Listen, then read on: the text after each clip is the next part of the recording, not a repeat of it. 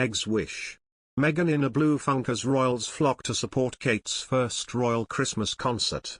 The appearance of the majority of the younger members of the royal family out in very unusual force which really set the event apart. There was Princess Eugenie, in a surprisingly sexy cape and knee-high boot ensemble, followed hot on her heels by a glamorous Zara Tindall with her permanently beaming husband Mike.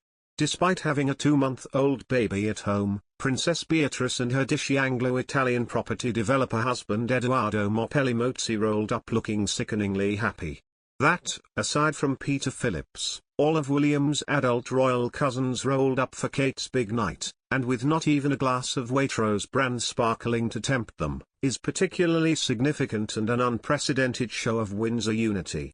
Further reinforcing the one big happy vibe was the appearance of Sophie, the Countess of Wessex, as well as Kate's family including her mother and father Carol and Mike, sister Pippa and her brother James, and with his wife Alizée, doing their darndest to earn their nickname the En masse Middletons. There has never been a moment such as this when the Queen's grandchildren turned out in such collective force to support one of their own.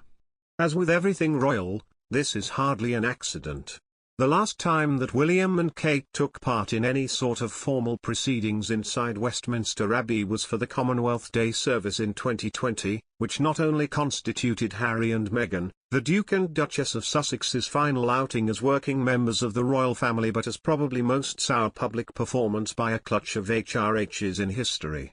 Individuals who the Duke and Duchess of Cambridge have met and spent time with during their recent engagements and project work are also present, alongside those working in some of the key areas that their royal foundation continues to focus on. The congregation also includes armed forces personnel, young carers, faith leaders and guests who may be more vulnerable or isolated within society. Meghan Markle appears to have been snubbed by the Queen, who has handed Kate a rare honour. The Duchess of Cambridge was seen wearing a pair of sapphire and diamond earrings that were lent to her by the Queen. Royal expert Daniela Elza highlighted that this is the second time Kate has worn jewellery belonging to the Queen, stating that she believes the earrings have been permanently lent to her. However, Meghan has only ever been lent the Queen's wedding tiara, which royal fans believe means Kate is more trusted. Speaking on Newso, Ms. Elza said, "Meghan, on the other hand, aside from her wedding tiara, has never worn any piece of jewellery from the royal collection." While the former actress might own pieces which had belonged personally to Diana, Princess of Wales, getting to frock up in some enormous sparklers from the royal trove was a perk she never enjoyed. It is hard not to read this outing and the appearance of the Windsor cousins as a declaration of allegiance after a year that has seen the royal house riven by accusations of institutional racism and of a coldly indifferent family more interested in protocol than helping one of their own.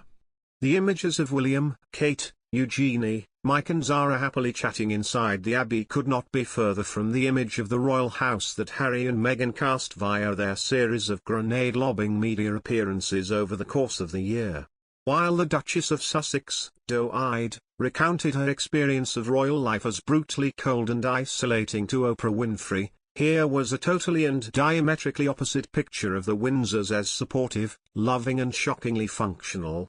After a year in which one of the recurring questions was whether Kate had made Meghan cry in the lead-up to the latter's wedding, then the picture of Kate surrounded by a cavalcade of royal peers is a powerful and freighted gesture. A gesture and a show of solidarity that one would assume Harry and Meghan would not miss. In the foreword to the service, Kate wrote about how the evening was about the importance of simply being together and that the unimaginable challenges of the past year had shown just how much we need one another.